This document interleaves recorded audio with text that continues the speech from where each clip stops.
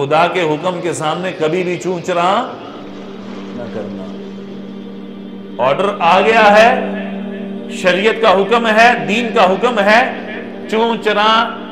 لینا دینا اور کسی بھی قسم کی کوئی ایسی اس کو پھٹیک سمجھنا اور اس کو اپنے اوپر بوجھ سمجھنا، کبھی بھی یہ کوشش نہ کرنا کہ تمہاری طبیعتوں کے اوپر گرا گزرے، کبھی ایسی حرکت نہ کرنا کہ اگر ابراہیم بیوی بچے کو حجاز مقدس عرب کی گرم سرزمین کے اوپر بغیر کھانے پینے کے، بغیر زندگی کی امید جہاں لگائی جا سکتی ہو، بغیر ایسی امید کے اگر وہ جنگل بیاباں میں اگر وہ خدا کے توکل پر چھوڑ کر جا سکتے ہیں شام، اور اگر ابراہیم علیہ السلام اللہ کے حکم پر اپنے لختے جگر اپنے بیٹے کے گلے پر چھری پھیر سکتے ہیں، اس کو ذبح کرنے کے لیے تیار ہو سکتے ہیں، تو اے امت محمدیہ، جب بھی خدا کا حکم تمہارے سامنے آئے کبھی بھی پیچھے نہ ہٹنا۔ اللہ تمہیں آزمائے گا اور اس آزمائش میں اگر تم پورا اترے تو اللہ تمہیں کامیاب اور کامران کرے گا۔ اس لیے لکھا ہے علماء نے، اللہ قربانی مانگتا ہے لیتا نہیں ہے، اللہ قربانیاں مانگتا ہے لیتا نہیں ہے، لہذا اس قربانی کا فیصلہ پوری امت کے لیے ہو چکا۔ آج بھی پوری امت اللہ کے حکموں کے اوپر اپنے آپ کو سر تسلیم خم کر لے تو اللہ کی مدد اور نصرت بالکل اسی طرح آئے گی جس طرح سیدنا ابراہیم علیہ السلام کے زمانہ میں آئی تھی، جیسا ان کے سامنے آئی تھی۔ بہت سارے لبرل قسم کے لوگ آج کے دور میں ابھی وہ یکم ذی الحجہ آنے والا ہے تو وہ شروع ہونے والے ہیں، بک بک کریں گے، اپنی بکواس کریں گے اپنی کہ جی قربانیاں، منا کا میدان 10 ذی الحجہ کو ان 3 دنوں کے اندر دیکھیے گا، لاکھوں جانور تو وہاں قربان ہوں گے، لاکھوں قربانیاں تو صرف منا کے میدان میں ہوں گی، پھر پوری دنیا کے اندر گائے، بھینس، کٹا کٹی، وچھا وچھی، بکرا بکری، مینڈا، دمبا دمبی، لاکھوں انسان امت مسلمہ کے ایماندار لوگ، ایمان والے لوگ جو صاحب نصاب ہوں گے، وہ جانوروں کے گلے پر چھری پھیر کر خون بہائیں گے۔ یہ ادا اللہ کو اتنی پسند ہے، اللہ فرماتے ہیں کہ حدیث میں آتا ہے کہ اس جانور کے خون کا قطرہ زمین پر گرتا بعد میں ہے، اللہ اس کرنے والے کو پہلے معاف فرما دیتے ہیں، قربانی کرنے والے کو پہلے معاف فرما دیتے ہیں۔ ایسے تو نہیں فرمایا من وجد ساعتن ولم یضحی، کہ جس آدمی کو وسعت اللہ نے دی ہو، یعنی جو صاحب نصاب ہو، جس آدمی کو وسعت دی ہو اللہ نے اور وہ قربانی نہ کرے، فلا یقربن مصلانا، وہ ہماری عیدگاہ کے قریب بھی نہ بھٹکے۔ لہذا وہ لوگ نکلیں گے ابھی اور پوسٹیں چلیں گی کہ غریب کی ماں مر گئی، یہ بھوکے مر گئے، اندرون سندھ میں وہ تھلوں کے علاقوں میں دیکھو، اور وہ اندرون سندھ میں وہ جو تھر پار کر، نگر پار کر، اور ریتلے علاقوں میں، ریگستانوں میں، چولستانوں میں، افریقہ کے جنگلات میں، کشمیر میں، برما میں، اور فلاں ہندوستان میں، اور فلاں غربت کی وجہ سے مر گئے، لٹ گئے، غریب کا چولہا ٹھنڈا ہو گیا، غریب بیوہ ہو گئی، ان کی بچیاں بیانے کے قابل ہو گئی، یہ بیاہ نہیں سکتی، ان کے پاس یہ نہیں ہے اور وہ نہیں ہے، یہ نہیں ہے اور وہ نہیں ہے۔ یہ کیڑا ابھی اٹھنے والا ہے، ان کو، یہ جو لبرل لوگ ہیں ابھی ان کو یہ کیڑا تنگ کرے گا، اور تنگ کرے گا تو یہ پوسٹیں لگانا شروع کریں گے۔ لہذا یہ جو لاکھوں جانور ذبح ہو رہے، کروڑوں اربوں روپے کی قربانی ہو رہی، بہتر یہ تھا کہ تم کیا کرتے، غریب کا چولہا جل جاتا، آٹا 2 وقت کی روٹی مل جاتی۔ یہ بڑے غریب کے خیر خواہ آئے ہیں ابھی، ان کو صرف اس موقع پر، لہذا حج کے لیے لاکھوں لوگ چلے گئے۔ اس سال سعودیہ نے 10 لاکھ حاجیوں کو آنے کی اجازت دی ہے، اور 10 لاکھ حاجیوں کے اوپر کتنا خرچہ ہو رہا، وہ اپنا خرچہ لاکھوں روپے لگا کر حج کے لیے چلے گئے۔ تو بہتر یہ تھا چولہا جل جاتا، کسی بچی کی شادی ہو جاتی، اور کسی کو 2 وقت کا کھانا نصیب ہو جاتا،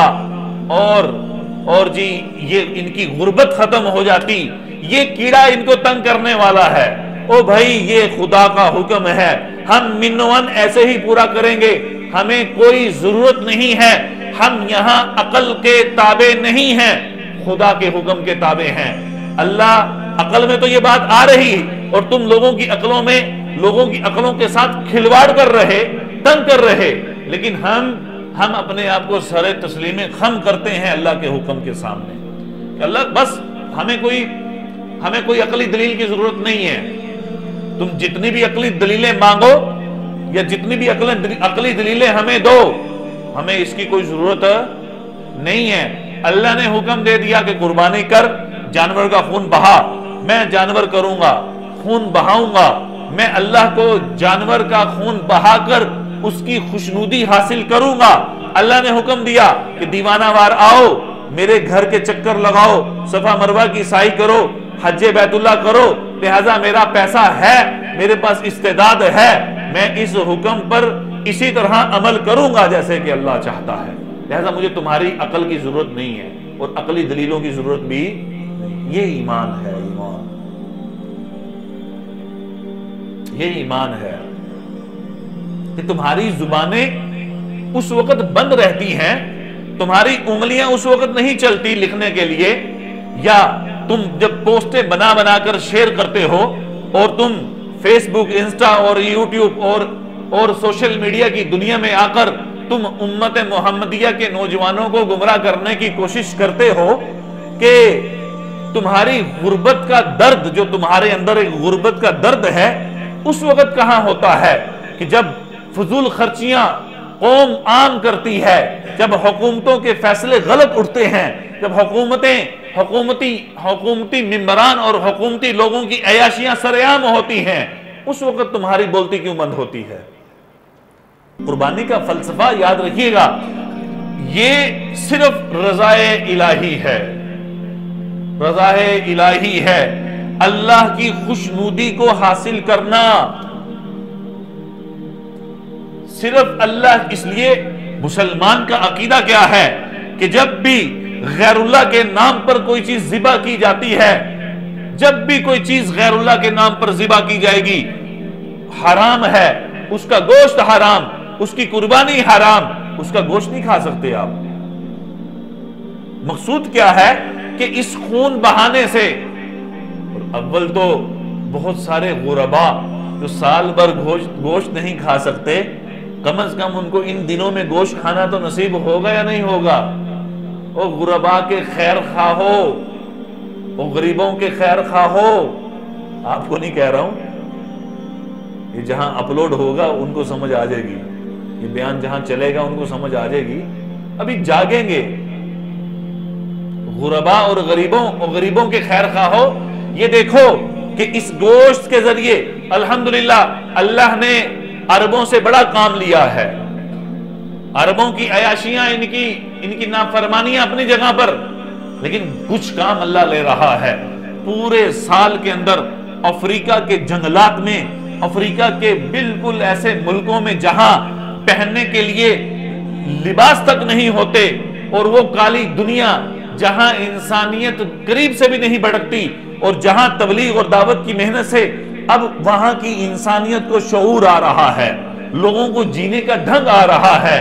اور سعودیہ کی طرف سے حج کے بعد جتنی قربانی وہاں ہوتی ہے، یہ سارا گوشت ان غریب ملکوں تک تقسیم ہوتا ہے، یہ وہاں تک پہنچا کر آتے ہیں۔ اللہ نے ایک ایسا کام لیا، اس کو فریز کر کے کنٹینروں کے ذریعے پوری دنیا کے غریب ملکوں میں گوشت کی تقسیم اتنی عام ہو جاتی ہے کہ یہ نظارے دیکھنے والے ہوتے ہیں، اور تم کہتے ہو غریب کے ٹھیکے، غریب کا چولہا بجھ گیا، اور حج اور اس موقع پر تم اس قسم کے اعتراضات کرتے ہو۔ لہذا قربانی کا فلسفہ صرف ابراہیم علیہ السلام کی طرح اللہ کی خوشنودی کو حاصل کرنا ہے، اللہ کی رضا کو حاصل کرنا ہے، جیسا کہ ابراہیم علیہ السلام نے اس آزمائش میں پورا اترنے کے بعد، بیٹے کی قربانی ادا کرنے کے بعد اللہ کو راضی کر لیا تھا، بالکل اسی طرح امت کا ہر فرد اللہ کی خوشنودی کو حاصل کرنا چاہتا ہے۔ اس لیے حدیث میں آتا ہے اس قربانی پر ملے گا کیا؟ قربانی پر ملے گا کیا؟ حدیث میں آتا ہے کہ جب صحابہ نے سوال کیا کہ یا رسول اللہ مل اضاحی، اے اللہ کے نبی یہ قربانی کیا چیز ہے؟ میں سنت ابیکم ابراہیم، سنت ابیکم ابراہیم، کہ تمہارے باپ ابراہیم علیہ السلام کی سنت ہے۔ فما لنا فیہا یا رسول اللہ، کہ اللہ کے نبی اس میں ہمیں ملے گا کیا؟ اس پر ہمیں ملے گا کیا؟ فرمایا لِكُلِّ شَعْرَةٍ حَسَنَةٍ، تمہیں اس قربانی میں ایک ایک بال کے بدلے میں تمہیں ایک ایک نیکی عطا کی جائے گی۔ ایک ایک بال کے بدلے میں تمہیں ایک ایک نیکی عطا کی جا رہی۔ پھر عرض کیا کہ فَمَسُّوفُ یا رسول اللہ، کہ یا رسول اللہ اون کے بارے میں کیا حکم ہے؟ فرمایا لِكُلِّ شَعْرَةٍ مِّنَ الصُّوفِ حَسَنَةٍ، کہ اون کے بھی ایک ایک بال کے بدلے میں تمہیں ایک ایک نیکی دی جائے گی۔ یعنی اون میں بہت زیادہ بال ہوتے ہیں، بندہ گن نہیں سکتا، میں اس کے اندر بھی تمہیں ایک ایک بال کے بدلے میں ایک ایک نیکی عطا کی جائے گی۔ اور میں عرض کر چکا کہ قربانی کا جانور جب انسان اللہ کی رضا کے لیے ذبح کرتا ہے تو وہ چھری چلاتا ہے، چھری چلنے کے بعد جب اس کی گردن سے خون بہتا ہوا پہلا قطرہ زمین پر گرتا ہے، اس قطرے کے زمین پر گرنے سے پہلے اللہ اس قربانی کرنے والے کے سارے گناہ معاف فرما دیتے ہیں،